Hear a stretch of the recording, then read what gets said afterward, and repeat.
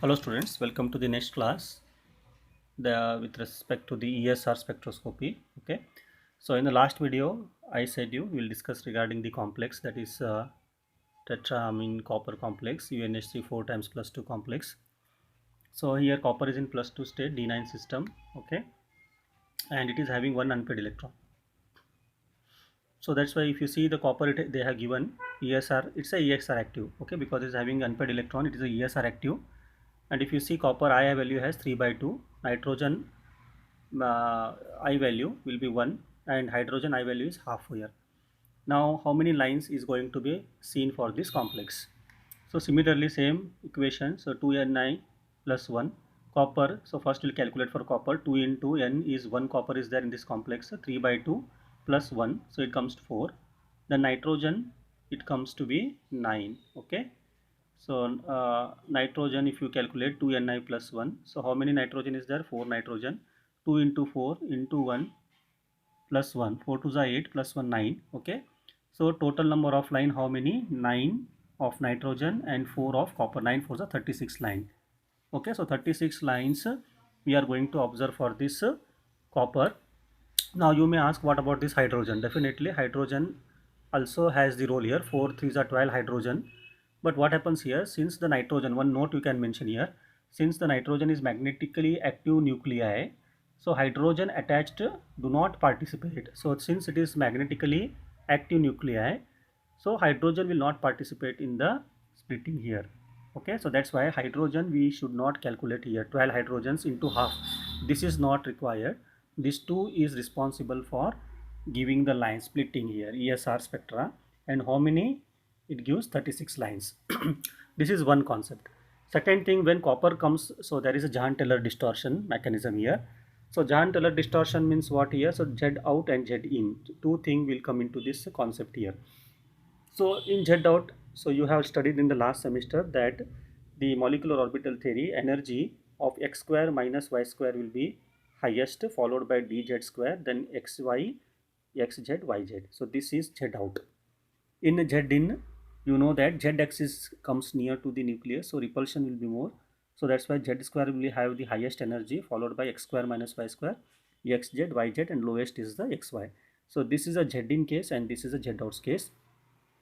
And this system is static. Okay, so this system is a static Jahn-Teller distortion and dynamic Jahn-Teller distortion. Since this is asymmetrically EG orbital unfilled, so this D9 system of copper plus 2 shows a static distortion here.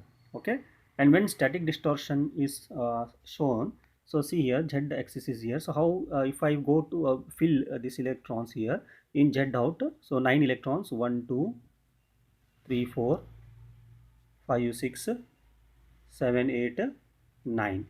So same thing here, Z in 1 2 3 4 5 6 7 8 9, like this, one unpaired electron. Okay, so Z axis, if I take this as a Z axis and this as a xy axis, dx square minus y square axis, and here is a field applied B naught.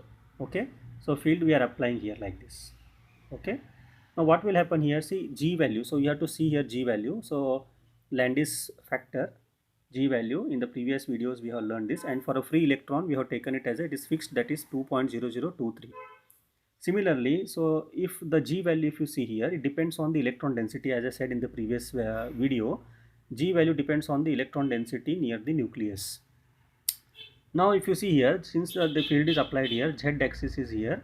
So when Z axis is facing here, so how they are facing here, it is facing here parallel, and this is perpendicular. Okay, this Z axis is parallel and this is perpendicular. So G parallel and G perpendicular, these two things comes into the in picture here. So this they will ask in the competitive examination. So G parallel, G perpendicular. Now here what happens, Z square has 2 electrons here, dz square has the electron density highest here, x square minus y square is the least here. That's why, so dz square is having more electron. That's why G parallel, so G parallel is having greater than G perpendicular, and finally G free electron, that is 2.003. So this trend will follow in Z out. Okay, so always G parallel value is greater than G perpendicular, then greater than G free electron. Similarly in Z in, you can see here Z square has 1 electron, but x square minus y square have 2 electrons. That means this has more electron now. So G value of now perpendicular is more here. So G value of perpendicular is greater in Z in, followed by parallel, and last one is G of the free electron. So this is how the G factor, Landis factor, differ in this copper complex with respect to Z out and Z in dynamic, in static mode. But if you see in dynamic means what? When the asymmetrically filled Eg orbital is there, or temperature is little bit more here. So what will happen? There is a very fast exchange of the ligand, and that's why you can see that if the case is dynamic, what will happen? So the electrons cannot be judged here. So here in this case always, so G parallel will be equal to G perpendicular will be equal to G electrons. Almost all will be same in dynamic mode, but in static mode always these two, they are going to show the two different G values for Z out and Z in. For example, one more example we'll take it, vanadium example here, vanadium complex, AC complex at 77 Kelvin. This is a low temperature, and this is a vanadium oxide complex, oxo-vanadium complex of ligand acetyl acetonate, ACAC, okay. And they have given the vanadium 51 nuclei, I value 7/2. Okay, now what will happen? 7/2 they have given, so definitely as per the ESR you can calculate the number of lines here by 2Ni plus 1. So 2 into N, vanadium is 1, into I value they have given 7/2 minus 1 plus 1, you get 8 lines. Sure, definitely 1 is crossed, 8 line is confirmed. Okay, now what about, they may include now G value here. So what about G, how you correlate the G value here? See the G value again, since you are learnt here, there are two G values, G perpendicular and G parallel. So here also same thing, G perpendicular and G parallel values do exist in this complex also. So at that moment, but they, you cannot particularly tell here how, because not, it is not mentioned here, but you have to see the temperature here. 77 Kelvin means what? Low temperature. Low temperature means what happen? So low temperature, what will happen? In, if it is high temperature like here, so what will happen? That is fluxional, so fast, so there will be only one G, all will be equal. But since it is low temperature, it is rigid. Okay, the molecule will not have the functional behavior, so it will be very rigid. And during, what will happen here? So definitely it will have two different values. Okay, so it will have two different values. Now this vanadium oxo complex have G values two different, that is G parallel 1.8 and G perpendicular 1.6. That means this complex is going to show two G values. Why? Because it is at the low temperature, 77 Kelvin. If it is high temperature, then definitely 1 G value, and how many lines? 8 lines. But since it is now at this condition, it is showing 2 G values. So how many lines will get? So we get two patterns of 8 lines each. So here will be, you should not mention 8 lines here, but instead of 8 lines you have to mention now here two patterns of 8 lines. Why two patterns of 8 lines? Because you are going to get here two G values for this complex, which is dually G parallel and G perpendicular with respect to Z axis. Okay, so this is how one more term in ESR or EPR spectroscopy, which is very important in the competitive examinations as well as for solving the problems. Similarly, one more example, titanium hexaaqua plus 2. So titanium they have given I value 3/2. Okay, hydrogen 6 2s are 12, hydrogen half. Okay, oxygen definitely this, how many lines is possible? Similarly, now you can see here. Okay, now oxygen is there, so definitely it is a non-active nuclei. So not active nuclei means hydrogen is going to participate in this. So how many hydrogens are? 12 hydrogens are there. Titanium is 1 and it is having 3/2. So how many lines total? 2Ni plus 1. Put this formula and calculate for 12 hydrogen as well as titanium 1, titanium plus 2 state. So you are going to get how many lines? 52 lines. Similarly, one more example I have taken, copper hexaaqua 1 2 3 4 5 6. See here, copper hexaaqua plus 2, again D9 system. How many lines they may ask you. So definitely how you calculate this. So hexaaqua means here 2 3 4 5 6 7 8. So these 8 hydrogens are 1 atmosphere. 2 3 4, so 2 3 4, these 2 hydrogens are at 1 atmosphere, that is 4 hydrogens at 1 atmosphere and 8 hydrogens at 1 atmosphere, and 1 copper is there. Copper they have given you 3/2. Calculate it 2Ni plus 1. So for copper, if you do 4, for 8 hydrogens if you do 2Ni plus 1, 9 5. So totally how many lines it is going to show? Now 4 into 9 into 5, that is 180 lines. So this complex is going to show 180 lines, and this is why, this is because of Jahn-Teller distortion, Z out like this. Okay, so it is having two different environment, 8 hydrogens are different environment, and these two, and that's why it is going to show 180 lines. So this also is very much important. Similarly, next is what, chromium tetraequadiamine. Okay, this is octahedral complex. Chromium is given I value 5/2, nitrogen you know 1, and hydrogen half. Okay, now you calculate same thing similarly to Ni plus 1. So chromium is how many? Now it comes to be 6. Okay, 5/2, 2 into N1 into Y/2 plus 1. If you do that 2 Ni plus 1, you get chromium 6. 8 hydrogen is there, 4 2s are 8 hydrogen, so you get 9, 2 Ni plus 1 formula. And for nitrogen, 2 nitrogen is there, you get 5. Okay, and hydrogen attached to nitrogen will not participate in the splitting. Why? Because the nitrogen is a non-active nuclei. So how many lines now? 6 into 9 into 6 into 5, that is 270 lines. Is it right? So you may put this, but sometimes what happens, you have to be very careful. So 270 lines, but here chromium is in +2 state. +2 state means it is having 4 unpaired electrons.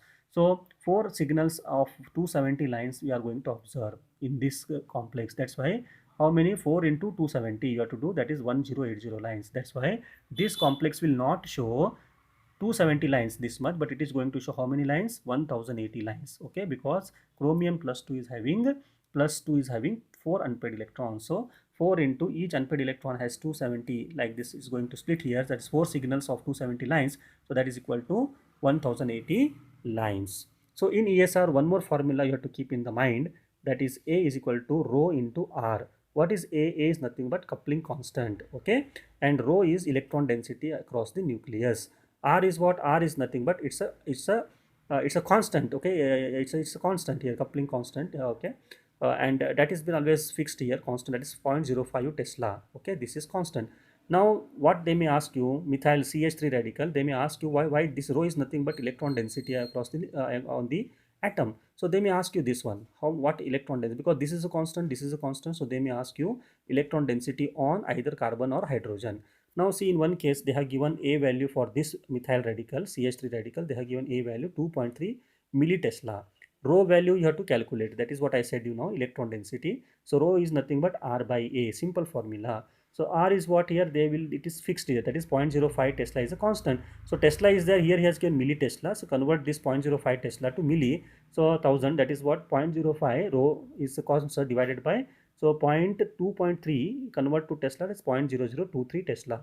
If you solve this, you are going to get 0.046. Okay, so rho will be equal to 0.046. If you calculate the percentage, it becomes 4.6 percentage. Okay, so 4.6 percentage of electron density is present on hydrogen. But how many hydrogen are there? There are 3 hydrogens. So into 3, if you do, it becomes 13.8% on the 3 hydrogens. So remaining is what? Now if they ask you what is electron density on carbon, so you take it as 100 total. So what becomes 100 minus whatever it has come here, 13.8. So you minus it, so you get 82.6%, and that is the electron density present on the carbon. So like this, these are some of the few important techniques or aspects which is used in the ESR spectroscopy in the examination for competitive as well as in the regular classes, regular ESR theory. So this is how today's video. I hope you understood this beautiful concept of ESR, EPR, the number of lines, and mainly here Z out, Z in copper complexes. Okay, and how they are been how the G value regarding, very important is Landis factor, G value. Okay, G parallel, G perpendicular, what is that? And one more example like this, 2-3 examples. Hope you understood. Okay, in the next video we will again generalize some of the concepts in the ESR, EPR with another terms. Okay, whatever we will see that what another other thing we can include in this ESR, EPR, which will help you for the competitive exam. Okay, thank you very much.